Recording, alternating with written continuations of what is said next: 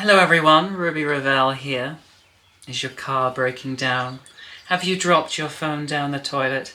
Has something from your past that has felt unresolved and lacking in closure come back to haunt you and keep you awake at night?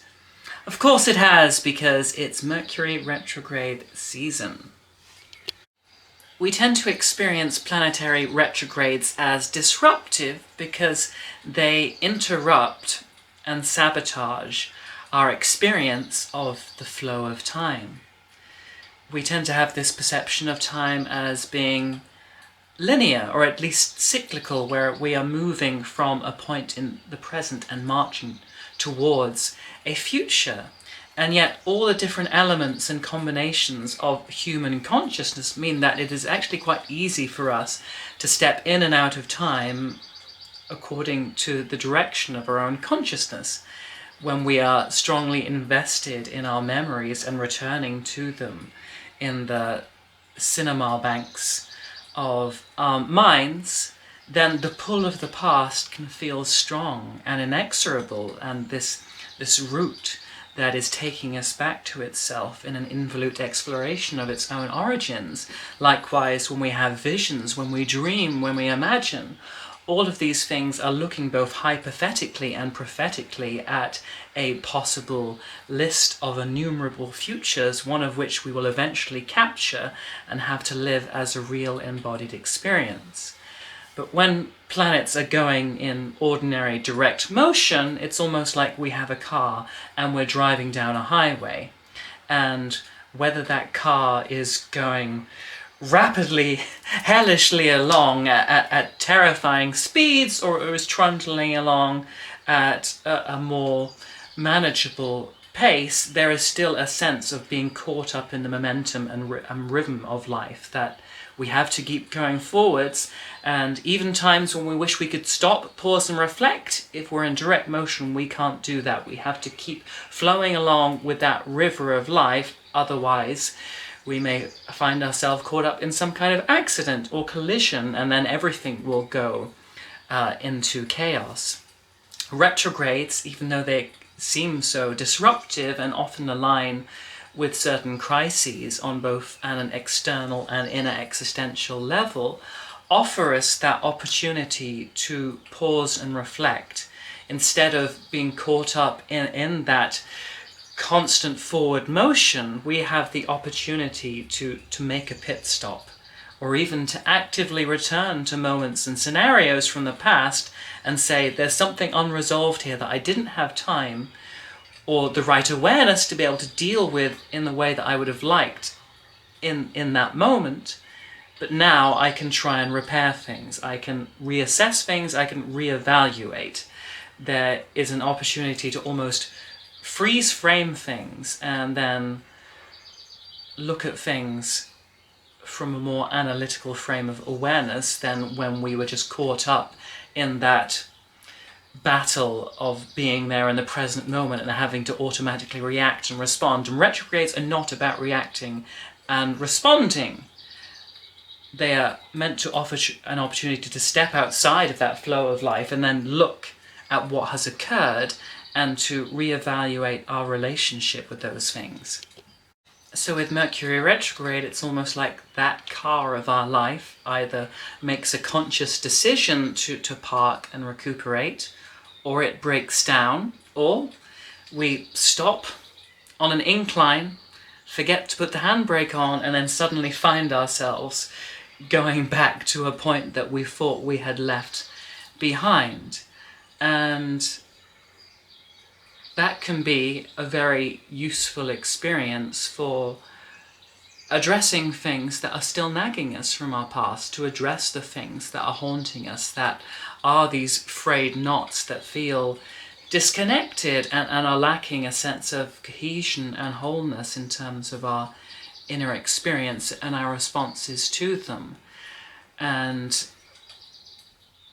to me, all planetary retrogrades involve taking the core content and qualities of that planet and then introverting it, taking it within rather than projecting it out as something that needs to be acted upon or externalized in some way. I think Mercury retrograde also asks us to make these pit stops so that without all of that urgent motion around us, we have time to pay more attention to details that we may have hurriedly analysed or overlooked the first time round, but also to consider all of the different things and resources and plates we have spinning in our life and ask ourselves, what needs reparation right now? What needs to be repaired? What needs a bit of maintenance work so that it can carry on going? Because I think when we're always behind the steering wheel and driving forward in life and propelling that chariot of our intentions and destiny forward, it can be very easy to take this kind of stoical, if it ain't broke, don't fix it kind of thing. So long as I'm able to keep functioning and going about my normal day-to-day business and achieve all of my mercurial means and ends and goals, then if things are a little weathered or frayed around the red edges or knotty or complicated, if they're not stopping me from doing the things I need to do, then they can't be that important. And Mercury retrograde actually says, no, these things are important. Life is made up of so many different chains and concatenations of different events and experiences and feelings and exchanges of information and the processing of that information. And if any of those links in the chain are knotted or frayed or made up of baroque or fragmented shells that are infecting the overall pattern, at some point that is going to affect the functionality of the whole. And if I'm causing you all these crises that are forcing you to stop, breaking your laptop so you can't do work, making you sick so that you have to stay indoors when you had all these plans, breaking your car so that you can't go traveling out into the world and fulfilling all these intentions, they're all saying these things are happening now because they've been neglected, because while you're out there on your hero's journey, you were just rather cavalierly allowing all of these things to fall by the wayside. And now I'm going to make sure that you fall by the wayside as well, so you actually have some time to stop and look at these things and say, okay, these are all important little details that have to be taken care of, that have to be managed in order for my overall life to be functional, to be nurtured, and to run more effectively. It might not be fun, it might not be nice, but it has that sixth house feel of requiring adjustment and calibration. And Mercury in retrograde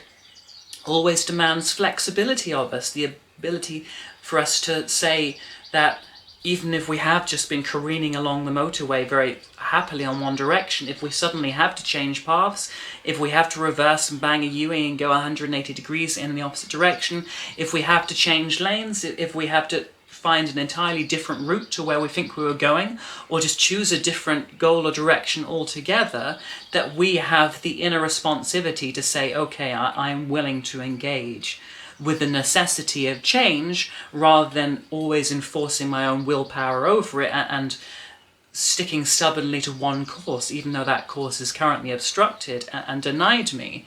And that can teach us a huge amount of humility. And I think this is where Mercury being retrograde in Taurus conjunct Uranus offers some potential obstacles. That one of the benefits that Mercury in Taurus has is that when it's confronted with crises or difficulties or obstacles or obstructions in the outside world, a lot of the time it is able to face things quite practically, calmly and matter-of-factly. It's not a sign that's generally given to exploding or making a big deal or drama about small things. However, it does like its creature comforts, and if it feels that its sense of security and stability and the pleasure it takes in life is under threat, then it can respond in a big way. But it often responds to threats by being even more stubborn and fixating even more rigidly on the things that it's already committed to, rather than looking at different options of how it might make things. The more it seems to be prodded into taking this new course and looking at a different way of seeing things, the more it's likely to put up the walls and say, no, what I know is best, I like what I like, I like what I know, and I don't like what I don't know, and I'm not interested in pursuing all those unknowns and mysterious variables right now. But Mercury retrograde says, no, you have to look at these mysterious variables. You have to be willing to look beyond the enclosed perception that you have of life and step out of your comfort zone, or let Uranus whisk you into the air and look at things from a more detached, heightened and transpersonal perspective, because therein new revelations, new prophecies, new paradigms of experience can be opened up to you. You know, Uranus can whisk you up into the heavens in a UFO, so you have this panoramic perspective rather than always being grounded and entirely dominated by your local, parochial, small-minded, small-town experience, that you can see beyond where you are now instead of always being consumed by those everyday necessities that can end up just being all these small commitments that shackle us to where we are now, instead of inviting us to unexpected horizons that could offer us different levels of fulfillment. But then we also have to think of how Mercury retrograde can connect to difficulties in communication and the miscommunications that often arise during these retrogrades. And with Mercury in Taurus, generally being a Venusian sign, it tends to be diplomatic and to focus on keeping conversations on a harmonious level and steering away from anything that could produce conflict or be confrontational. It's a peacekeeper in its essence. And yet, because Mercury involves just the dispassionate communication of facts that are necessary for our survival, if we've omitted expressing or sharing crucial pieces of information, or haven't had those expressed to us, then all kinds of crises can arise if we don't know data that we need to, because someone down the line, or we ourselves, has chosen not to express something because we're afraid of the potential conflict or disaster or upheavals that could have happened if we just spoke our truth. And Uranus next to Mercury in Taurus says, no, you need to speak your truth. You can't just be a peacekeeper all the time. You know, sometimes when people persistently keep the peace in the face of oppressive institutions or experiences, then they end up being doormats. They end up being enslaved to the mundane and the parochial, because they're never willing to instigate any kind of rebellion or tumult or massive global panoramic change that would actually improve the world in any way. So it's fighting off that temptation for the absolute commitment to peacekeeping ending up making things stagnant and static and kept exactly as they are without any progress being possible. However, we can reverse this tendency, and I think one of the positive attributes of Mercury in Taurus conjunct Uranus is that if it has realized there is some difficult or vital conversation that it needs to have that could potentially be contentious because of its caution and diplomatic way of expressing itself, if it needs to have these awkward conversations, it is able to have them in a calm manner and to stick practically to the facts rather than allowing itself to get emotional or hysterical or erratic or overly involved. It can say, okay, we need to talk about these things. They're unpleasant, they're difficult, they're not things I particularly want to face. They do take me out of my comfort zone, whereas I'd much rather be at home eating nachos and binge watching Alfred Hitchcock movies.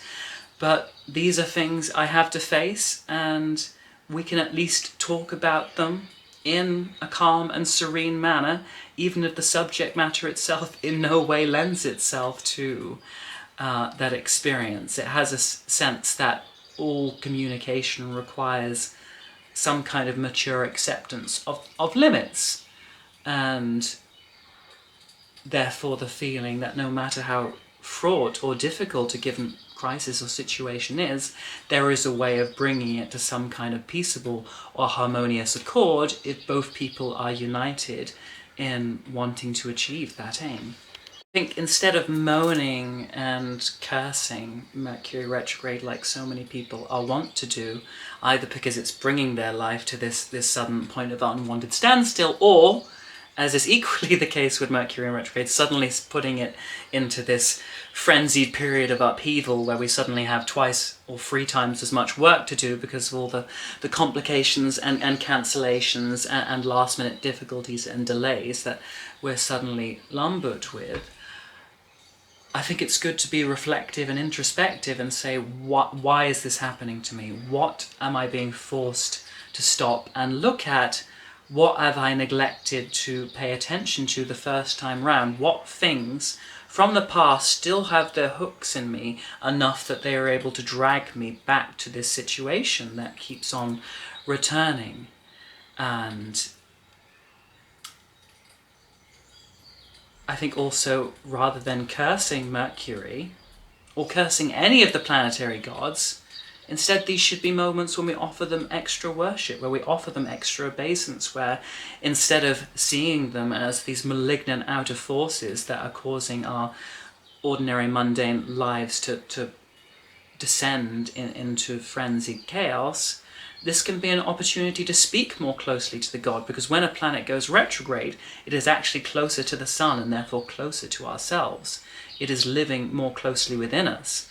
And sometimes when things are so close, we might lack that perspective of detachment that we would normally like, but it's also an opportunity to get intimate with Mercury, to talk to Mercury, to hug Mercury, to ask him what he wants, to ask him what he's making us look at, to ask him what it is that is engineering itself in all the drama and events currently taking place in our life during this retrogression.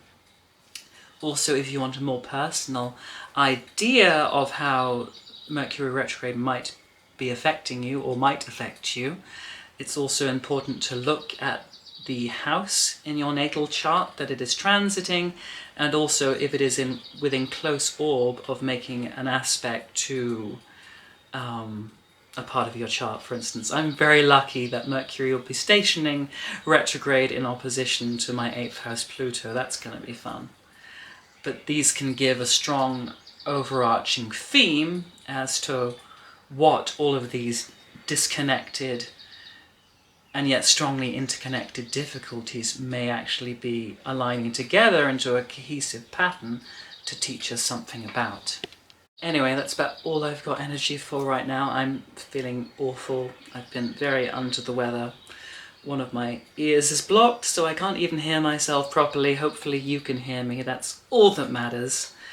My sinuses feel like a mucus-filled labyrinth with a minotaur in the center of my neurons rebelling against being trapped in this experience and demanding the sacrifice of many young men and women.